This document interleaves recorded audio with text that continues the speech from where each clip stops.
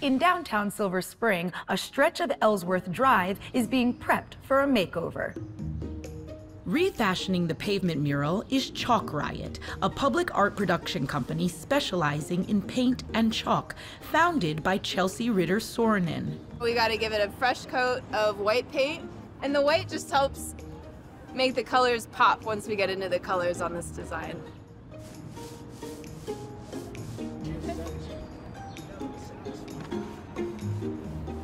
We had no intentions of making it a business, and it was just a time that we could get together and just create in public without breaking any laws, without seeking permissions, without trying to get paid. We were just having fun. And that felt like a Chalk Riot. Chalk Riot has evolved into, we say, pavement artwork instead of just chalk artwork.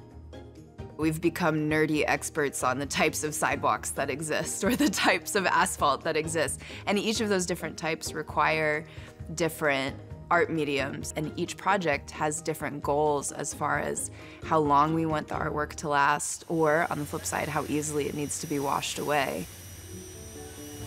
The ephemerality of chalk art is liberating. It's a reminder that everything we do is really about the experience, because what is permanency anyways?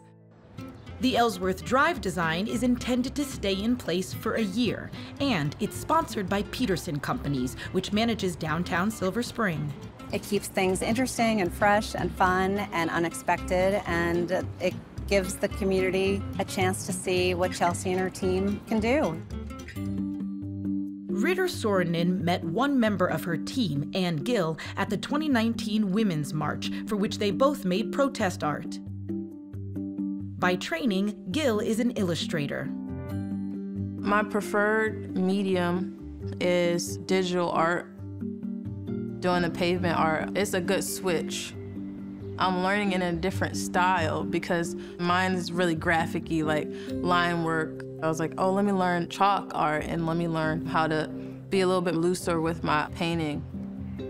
My artwork looks a lot better now because of it. Chalk Riot artist Samantha Hamilton was a student at American University when she met Ritter Sorensen. Chelsea came to campus to train students on how to use chalk as a medium for spreading political messaging. It was a really great way to combine my loves for art and political science. There's a lot of planning beforehand with actually creating renderings and getting permission from the folks who are commissioning the project. It's a physically taxing project. It's actually really easy to forget how long you've been sitting in one squished up position. Suddenly 2 hours has gone by and you get all stiff. Running an art business is not what Ritter Sorensen had planned as a profession. I was studying costume design for theater and film and graduated in 2008 at the peak of economic collapse. I'd hang out with my scene painting friends. And that's when I really got the bug for painting. I worked at coffee bars and I worked at wine bar. And I started doing signboards for restaurants and cafes, and then somebody would ask me, oh, who made that? And then I could sell my work over them and be like, oh, it was me, hire me.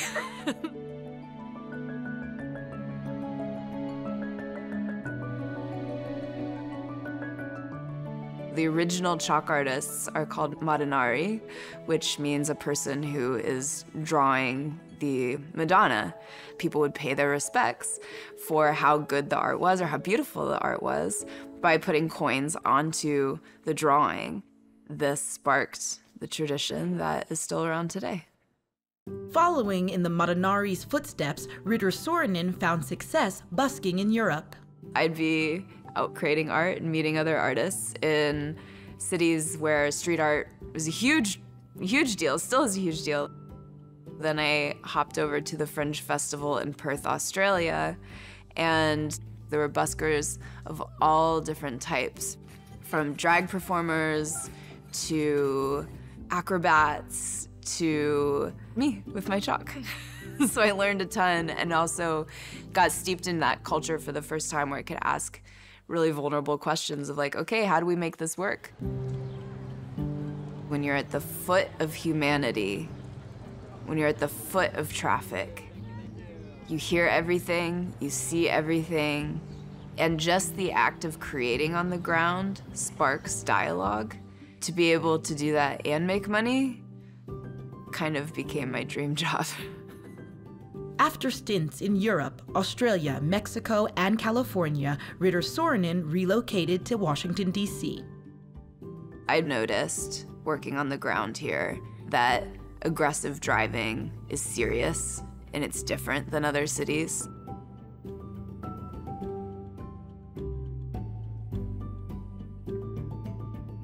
Chalk Riot got commissioned by Department of Transportation to do a mural along Wheeler Road. The people in the community were really sweet. They came out and got us snacks, and they let us use their bathrooms and everything. But the traffic was really, really dangerous, and there's 2 schools on that block. Projects like that are really inspiring. It just gives me that boost to just keep going. While Chalk Riot's transportation clients are trying to use art to save lives, property managers like Peterson Companies in Silver Spring are seeking to preserve social space. We wanted to create a space that helped people feel like they could safely gather and support our restaurants. This mural is like a visual cue to the public that you are free to enjoy your lunch on the cafe tables out there, meet a friend for coffee, walk your dog, skateboard, whatever you want to do. This is a public space and not just a road for cars. To celebrate the completion of the Ellsworth Drive mural, Peterson Companies and Chalk Riot host a chalk festival, allotting squares of pavement for people to use as their canvas. This morning was our first time seeing the mural without all the cones around. It's so gratifying to see it finally come into fruition and see all the people out. This is my first time doing chalk art. I am working on a diamondback terrapin.